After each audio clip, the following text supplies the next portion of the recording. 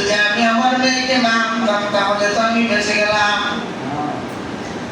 হ্যাঁ আমার আদরের সন্তান, তোর ভাই মোহাম্মদ যে আসমানের চাঁদকে তুই টুকরো করে ফেলছে, তুই কাউকে বলিস না।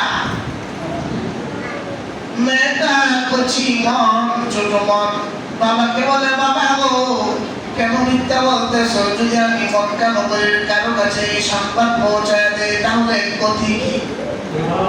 আল্লাহু আকবার।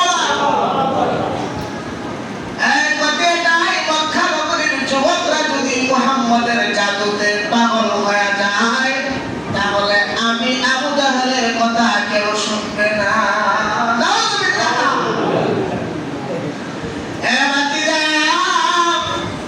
আমি ভাবতাম শুধু তুমি এই মক্কা নগরীর মানুষের মধ্যে জাদু করো, আজকে সরাসরি দেখলাম রে আসমানের চাঁদের সাথে জাদু শুরু করে দিলাম।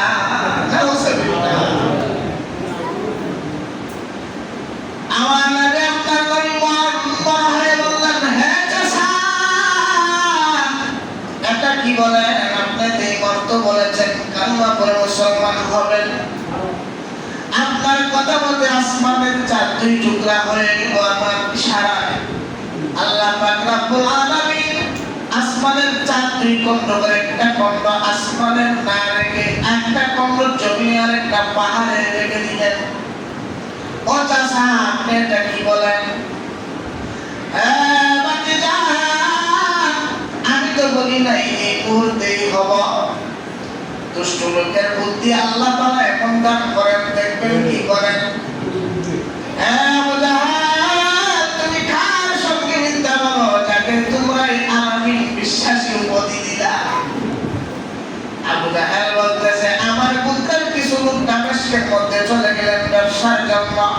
মুহাম্মদ শুনে রেখো, বুঝে রেখো, এই পুত্রের লোক যারা দামেস্কে চলে গেলেন তারা দামেস্কে থেকে ব্যবসা করে ফিরে আসার পর আমি আবু জাহেল তাদেরকে জিজ্ঞাসা করব, হ্যাঁ আমার পুত্রের লোক এই সময়ের মধ্যে মুহাম্মদ আসমানের চাঁদকে দুই টুকরা করেছিল, তোমরা কি দামেস্কের মধ্যে দেখছো কিনা?